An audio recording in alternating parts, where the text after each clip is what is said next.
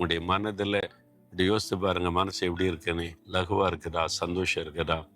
ஆண்டவர் கூட இருந்தான்னு வைங்களேன், நம்முடைய மனதில் எப்பவுமே ஒரு சந்தோஷம் இருக்கும், ஒரு மகிழ்ச்சி இருக்கும். அதை யாருமே எடுக்க முடியாது. அதான் தேவனுடைய விருப்பம். நம்ம தேவ சித்தத்துக்குள்ள இருந்தோன்னு வைங்களேன், எதுவுமே சூழ்நிலைகள் நம்மளை பாதிக்காது. எப்பவுமே நம்ம சந்தோஷமா மன மகிழ்ச்சியா இருக்க முடியும். இந்த தேவனுடைய சித்தம் தான் என்ன அப்படின்னா, வேதத்துல நிறைய காரியம் சொல்லப்படுகிறார். நாம் எப்பொழுது ஆண்டவரை துதிப்பது தேவனுக்கு பிரியம் சித்தம், மற்றவர்களுக்காக ஜெபிப்பது தேவனுடைய சித்தம். இப்படி பல காரியம் எழுதப்பட்டிருக்குது. இன்னைக்கு ஒரு காரியம், ஒரு வசனம் ஆண்டு சொல்லார், என் மகனே மகளே, என்னுடைய சித்தம் இதுதான், இதுல நீ கவனம் செலுத்துவியான்னு கேட்கிறார். என்ன செய்யணும் ஆண்டவரேன்னு கேட்டீங்கன்னா, 1 தெசலோனிக்கேயர் 4:3 நீங்கள் பரிசுத்தமுள்ளவர்களாக வேண்டும் என்பதே தேவனுடைய சித்தமாயிருக்கிறது. ஆண்டவர் சொல்றாரு, என் பிள்ளைகளே பரிசுத்தமுள்ளவர்கள் ஆகணும். இது இப்ப இருக்கிறத விட இன்னும் பரிசுத்தமாகணும், இன்னும் பரிசுத்தமாகணும். அதுதான் ஆண்டவர் சொல்றாரு. நான் பரிசுத்தம் ஆயிட்டேன் முற்றிலும். அப்படி யாராவது சொல்ல முடியுமான்னு கேட்டா இல்லை. நான் கிட்டத்தட்ட 50 வருஷமா இந்த ஊழியத்தில் இருக்கிறேன். 52 வருஷமா நான் தினம் பைபிள் வாசிக்கிறேன், ஜெபிக்கிறேன், ஊழியம் செய்கிறேன், அதெல்லாம் செய்கிறேன். நான் முற்றிலும் பரிசுத்தமாயிட்டேன் அப்படின்னு நினைக்கிறீங்களா?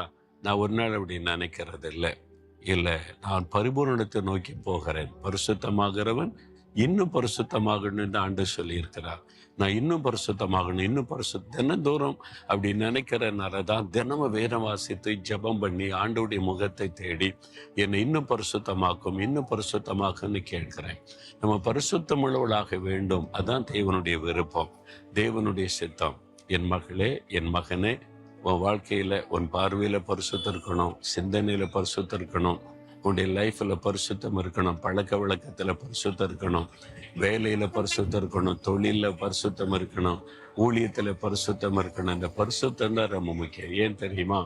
தேவன் பரிசுத்தம் உள்ளவர், நம்மை அழைத்தவர் பரிசுத்தம் உள்ளவர், நாம் நம்புகிற ஆண்டவர் பரிசுத்தம் உள்ளவர், இயேசு பரிசுத்தம் உள்ளவர். எப்படிங்க அவரு இந்த மாதிரிலாம் பரிசுத்தம் இருக்க முடியும்னு கேட்டா, அவரே சொல்றாரு, நானே உன்னை பரிசுத்தமாக்குற கர்த்தர், அவரே உன்னை பரிசுத்தமாக்குவார். அதுக்கு நம்ம ஒப்பு கொடுக்கணும், அவ்வளவுதான்.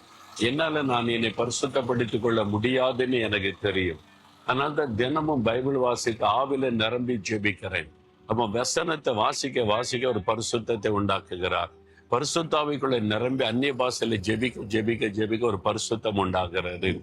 அது மாதிரி நம்ம வசனத்தை மற்றவங்க மூலமா கேட்க கேட்க ஒரு பரிசுத்தம் உண்டாகிறது. சர்ச்சைக்கு போறது இதுக்கு நான் இன்னும் பரிசுத்தமாகணும், அதுதான் மெயின் நோக்கமா இருக்கணும். அப்போ பரிசுத்தம் என்பதுதான் தேவனுடைய விருப்பம். அப்ப அதற்கு நம்ம அர்ப்பணித்து கொண்டு நான் இன்னும் பரிசுத்தமாகணும்னு கேளுங்க. நான் பரிசுத்தமாயிட்டேன் அவ்வளவுதான் அப்படின்னு நினைச்சிடாரு, அது ரொம்ப ஆபத்தானது. இப்ப சொல்லுங்க, ஆண்டவரே நான் இன்னும் பரிசுத்தமாகணும், இன்னும் பரிசுத்தமாக வேண்டிய சில பகுதிகள் என் வாழ்க்கையில் இருக்குது, அதை சுத்தம் பண்ணி பரிசுத்தப்படுத்துங்கன்னு கேளுங்க. அந்த ரொம்ப மகிழ்ச்சி அடைந்து உங்களை எல்லா விதத்துல ஆசீர்வதிப்பார். நீ இதுல கவனம் செலுத்தினீங்கன்னா உங்களுடைய ஒவ்வொரு காரியத்திலும் தேவனுடைய பரிபூர்ண ஆசீர்வாதம் உண்டாகும். ஏன்னா அவருக்கு சித்தமானது அதுதான். அதை தேடும் போது மற்ற எல்லா ஆசீர்வாதமும் கூட உங்களுக்கு சேர்ந்துடும். சுகம் வரும், விடுதலை வரும், நன்மைகள் வரும், வழிகள் திறக்கும், அற்புதங்களை காண்பீங்க. அவ்வளவுதான். சொல்றீங்களா? அடி இதயத்துல கை வைத்து, ஆண்டவரே என்னை இன்னும் பரிசுத்தமாக்கும் கேளுங்க. ஆண்டவரே நான் இன்னும் பரிசுத்தமாகணும், இயேசுவே இன்னும் என்னை பரிசுத்தமாக்கும், என் வாழ்க்கையின் ஒவ்வொரு பகுதியிலும் பரிசுத்தமாக்கும், நான் இன்னும் பரிசுத்தத்தின் மேல் பரிசுத்தம் அடையணும், அதுக்கு எனக்கு கிருபை கொடுங்க. என்னை ஒப்பு கொடுக்கிறேன், பரிசுத்த வாழ்க்கைக்கு ஒப்பு கொடுக்கிறேன். இயேசுவின் நாமத்தில் ஜெபிக்கிறேன். ஆமேன், ஆமேன்.